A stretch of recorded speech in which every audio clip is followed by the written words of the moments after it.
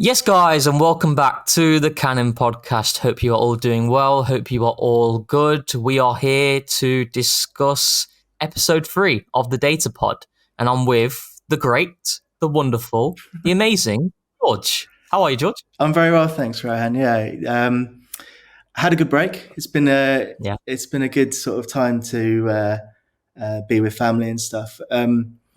And yeah, I'm looking forward to. I can't believe it's only episode 3. It feels like doing this forever. Crazy, it's great. No, it's crazy, and I'm in a very good mood. However, every time I think about football, every time I think about Arsenal, I can't just get that thought of Bukayo Saka being out for 2 to 3 months and the pain that's causing me. So we're here to be discussing that a little bit more and to dive into it and see the impact that he has on Arsenal and comparing it to other players of the clubs of interest. And that's what we're going to be discussing now with you guys. So, George, if you could share me your screen of what we're going to be presenting to the guys. Just let me know when that's ready. Yep, can see it. You can see it, yeah? Yeah. So why don't you just walk us through what you've produced here? And this is the data center that we've used in the last 2 episodes, and we're just continually adding to it with new views. And I'd say this is the first view that me and Rohan have put our heads together, and particularly with the situation we're in with losing Saka for a prolonged period, really trying to quantify the impact of him not being in the squad, and in particular against the other kind of title contenders, their star players as well. And so we've looked with these, which we'll go through now, these views on actual kind of pure output, so goals and assists. And what I've got here is looking at the goals since the 2022-23 season. So that's 2.5 seasons worth of data. Just looking at Haaland for City, Salah for Liverpool, Saka for Arsenal, and Cole Palmer, for Chelsea. What I've got here is just the total goals they've scored, and then I've just worked out the number of goals they get on average per match. This their metric looks at the contribution. So this is the contribution to their team's overall goals in that period. So in Haaland's case, he scored 77 goals in that period. That represents 35% of City's total goals then. And then this was quite interesting as well, and this was the idea that Rohan had, which is when they've scored those goals, has the team either been, what was the game state? And in particular, were the team drawing or losing? And this was our sort of metric of kind of clutchness. Are these players kind of the breakthrough, or either they're kind of helping the team when they're more in a losing position? And then the last column is that the percentage of those goals scored in non-winning game states as an overall thing. I think just now looking at the actual numbers itself and each of the players, I think it comes at no surprise that Haaland has just been a monster in terms of total goals. With Salah, and certainly Salah's performance this season being the leading goal scorer has obviously massively contributed to his. But in particular, I think it's interesting with Saka, where he kind of sits on this sort of, these sort of top players within each of the teams is 35 goals he scored since 2022. That works out at around nearly 40%. 0.4 goals per match. And I was quite interested. This was a big surprise. Was only 16% of Arsenal's overall goals. I don't know if any of the stats that we've put after I put this together, Rohan, sort of came out at you in particular. Well, I mean, I think if you order it to the percentage of non-winning game state, I think that's what I wanted to really focus on.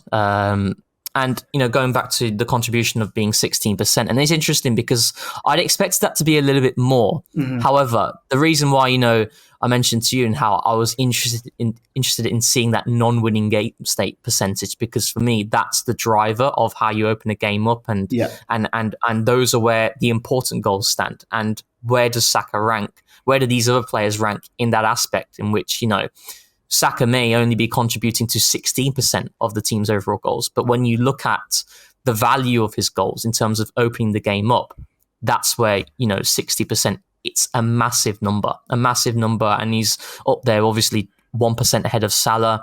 Cole Palmer's interesting because I think with Cole Palmer, I'd be focusing a little bit more on Saka, Salah, and Haaland in this case, because Palmer obviously only signed in the 2023 summer for Chelsea. Yeah.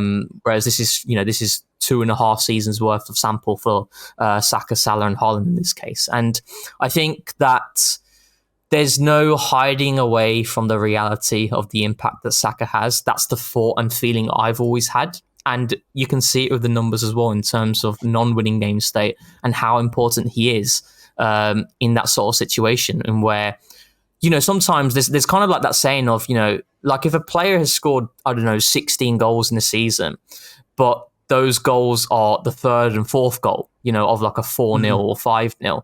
Those goals don't have the same meaning as goals of pressure, where there's real pressure. And that's what Saka does for Arsenal. And I've always mentioned that he is our attacking linchpin.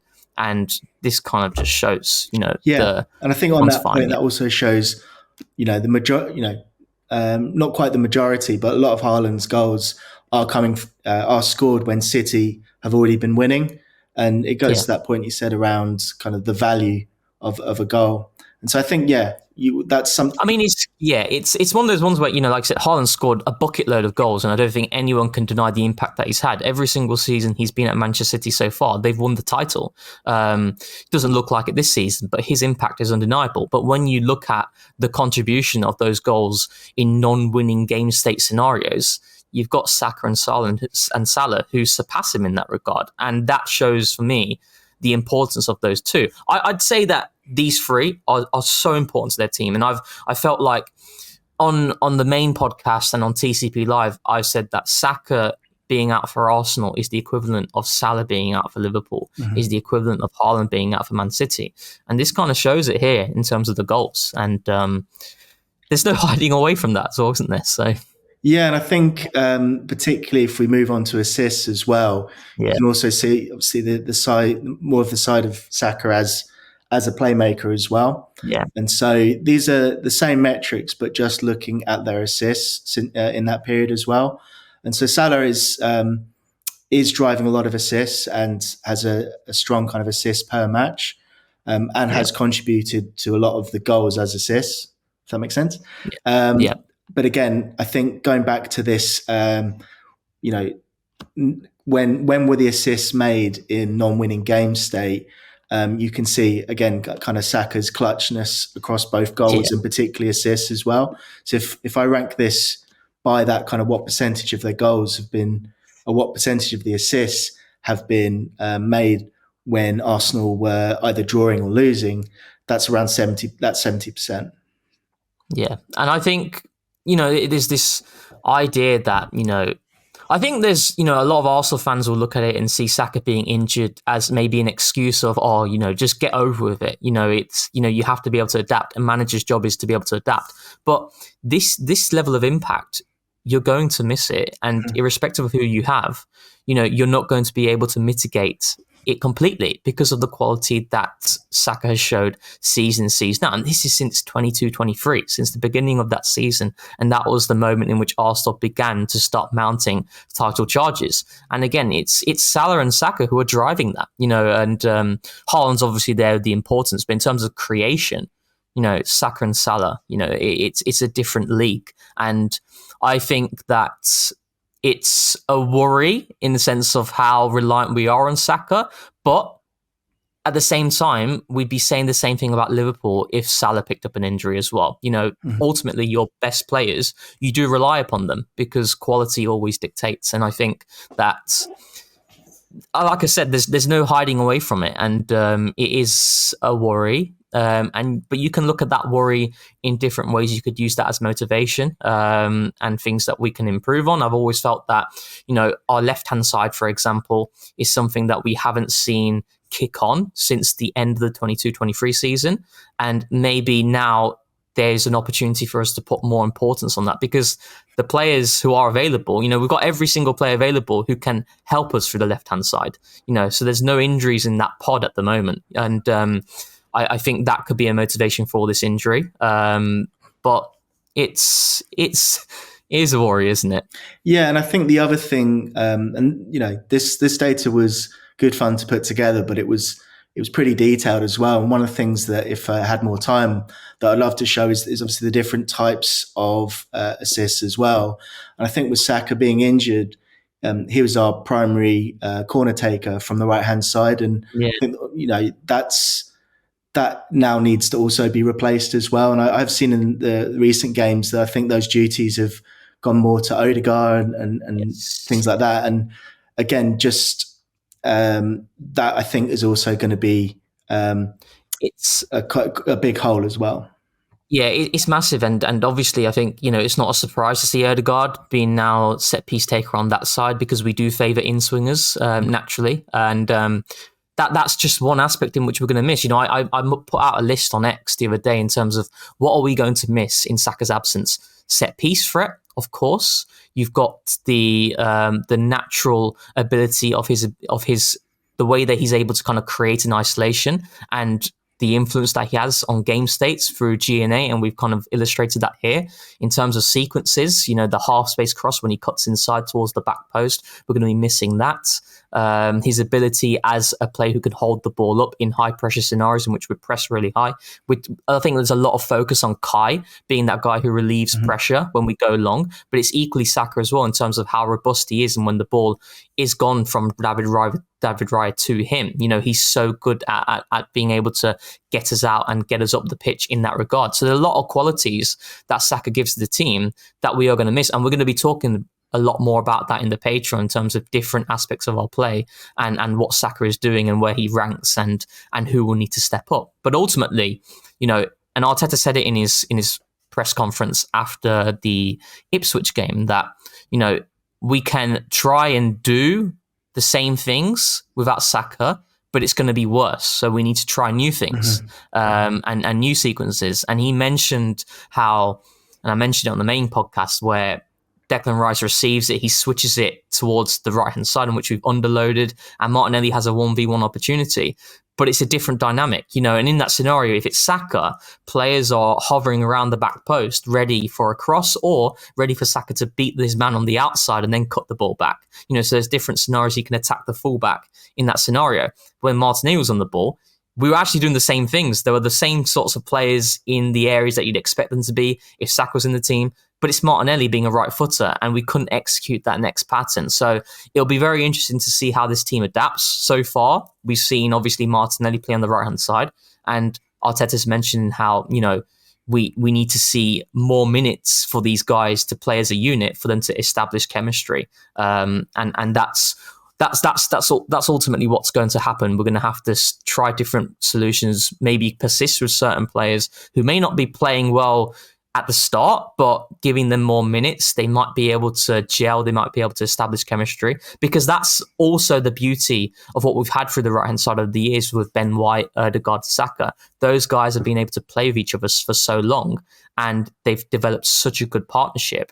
Now, two of those players are missing, it'll be interesting to see how we can kind of adapt. And I think we can mitigate the problems that Saka leaves being out, but we're not going to be able to completely mitigate it. And that's what I wanted to kind of emphasize, and how Saka being out injured is the equivalent to all these other big hitters of these big teams that we're competing against. That's unfortunately the situation we're in. Yeah, I completely agree. And I think, for this, this analysis is obviously just looking at the kind of the output in terms of goals and assists. And Rohan mentioned that, we can dig in a bit deeper about all of the other stuff, particularly around his progressive carries up the pitch, how much he kind of contributes to build up and things like that. But yeah, this is what we're going to miss. Yeah, definitely. And like George said, and I've mentioned it already in terms of what we're going to be doing? Well, what you can access is more of this discussion on Saka and the impact that he's going to have on Arsenal across different metrics, across different parts and aspects of our play, and what we're going to be missing, what players might need to step up. And we're also obviously going to be going through all the other health checks that we do regularly, in which we're looking at Arsenal on a little bit more of a macro scale and seeing how they compete and fare against their competitors, Liverpool and Chelsea and City predominantly. So, you can access that if you're interested in this sort of content via the link below in the description. And yeah, what we also want to emphasize is that this content, we want to make it very user-friendly and interactive. So if there's anything you guys want us to look at in future pods, any niches that we could kind of get our teeth stuck into, we really would be willing to go for that. So we're very open to any thoughts and opinions on what you guys are interested in. So yeah, if you did like this content, if you did like this video, please give it a like. Please share, subscribe, and yeah, we hope that you enjoyed it. So, anything else from you, George, before we? Yeah, I mean, I think we're working behind the scenes as also to even try and make this available for subscribers and Patreons as well. And I think what we're really keen on is whether there's appetite that to get access to this and to come up with your own conclusions from the data. Because as Rohan said, like, we're really, interested to get feedback and develop this further, and this be kind of the one-stop shop for all of anything data related to Arsenal. And it's great, having worked on it, I think started back in September, already seeing how it's developing. It would be great to then, canvass more thoughts and opinions from a wider source to, take it into the direction so it's got a use for everyone. Definitely. And that's what it's all about. We just want to make this the best possible content it can be in regards to data. So yeah, thanks for tuning in. Thank you for listening. And last but not least, thanks for keeping it Arsenal.